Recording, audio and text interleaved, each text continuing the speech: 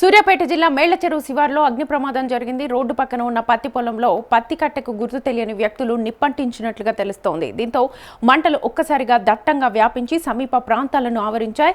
మంటలు అదుపులోకి రాకపోవడంతో పరిస్థితి ఆందోళనకరంగా మారినట్లుగా స్థానికులు చెబుతున్నారు. మేళ్లచెరువు చింతలపాలెం మార్గంలో వాహనాల రాకపోకలకు తీవ్ర అంతరాయం ఏర్పడింది.